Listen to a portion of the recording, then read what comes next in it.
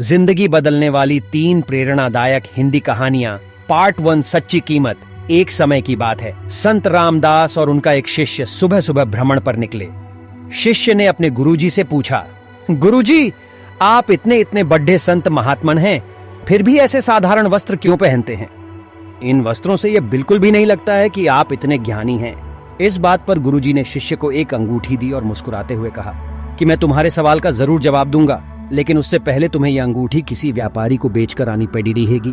इस अंगूठी के बदले व्यापारी से एक अशर्फी जरूर लेकर आना।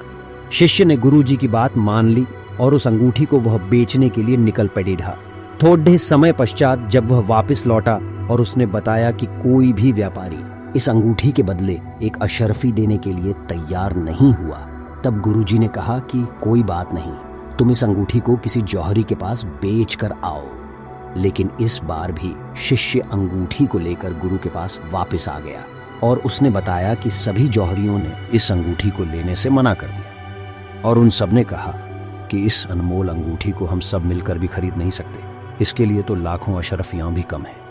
ये बात सुनते ही गुरुजी मुस्कुराकर बोले, यही तो तुम्हारे प्रश्न का उत्तर है।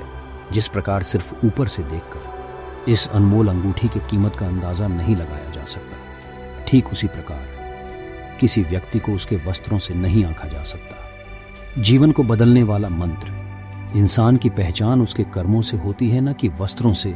बेटी और सेब। एक बार पिताजी अपनी बेटी को बाजार घुमाने के लिए ले गए। बाजार में तरह तरह की चीजें थीं। तभी बेटी की नजर सेब से भरे एक ठेले पर पड़ी। बेटी ने पिताजी से सेब दिलाने के लिए कहा। क्योंकि बेटी बहुत छोटी थी और पिताजी नहीं चाहते थे कि उसकी बेटी इसके लिए जिद करने लगे, इसलिए पिताजी ने तुरंत 2 सेब खरीद लिए। तुरंत ही बेटी ने दोनों सेब अपने एक एक हाथों में ले लिया। उसके पिता ने उससे पूछा कि बेटी, क्या तुम मेरे साथ एक सेब बांट सकती हो? यह सुनते ही बेटी ने एक सेब का टुकड़ा खा लिया। इससे पहले कि पिता कुछ और बोलता, बेटी ने दूसरे सेब का टुकड़ा भी खा लिया। यह देखकर उसके पिता को बहुत दुख हुआ। वह मन ही मन सोचने लगा कि उसने अपनी बेटी को कैसे संस्कार दिए हैं। शायद कुछ गलत संस्कार की वजह से उसकी बेटी के अंदर लालच की भावना पैदा हो गई है। पिता मन में इस प्रकार की बातें सोच ही रहा था कि बेटी ने उसकी तरफ एक सेब बढ़ाते हुए कहा कि पापा, आप ये सेब खाइए, ये बहुत ही मीठा और रसीला है। इस पर पिता को कुछ कहते नहीं बना। उसे बहुत ही बुरा महसूस हो रहा था कि उसने बिना कुछ सोचे समझे अपनी बेटी के बारे में गलत राय कैसे बना ली। हालांकि वह अपनी बेटी का यह प्यार देखकर बहुत खुश भी था, लेकिन उसे पछतावा भी हो रहा था। जीवन को बदलने वाला मंत्र, बिना किसी चीज को सोचे समझे जल्दबाजी में कभी भी नतीजे पर नहीं पहुंचना चाहिए।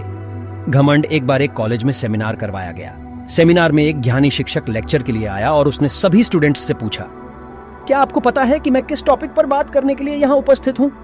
सभी स्टूडेंट्स ने कहा कि उन्हें इस बारे में नहीं पता। इस पर शिक्षक उनसे नाराज हो गया और वहां से जाने लगा। कॉलेज प्रबंधन ने उन्हें समझाया और काफी विनती करने के बाद वह शिक्षक स्टेज पर आया और फिर से उसने वही सवाल दोहराया। इस बार सभी स्टूडेंट्स ने हाँ में जवाब, लेकिन वह ज्ञानी शिक्षक फिर से नाराज हो गया और सेमिनार छोड़कर चला गया। बहुत मिन्नतें करने के बाद वह ज्ञानी शिक्षक इस बार फिर से स्टेज पर आया और उसने वही प्रश्न दोहराया, लेकिन इस बार स्टूडेंट्स ने उससे कहा कि सर, हम सब अज्ञानी हैं और आपकी बातें हमें समझ नहीं आती, इसीलिए कृपया अपना कीमती ज्ञान हम पर खर्च न करें।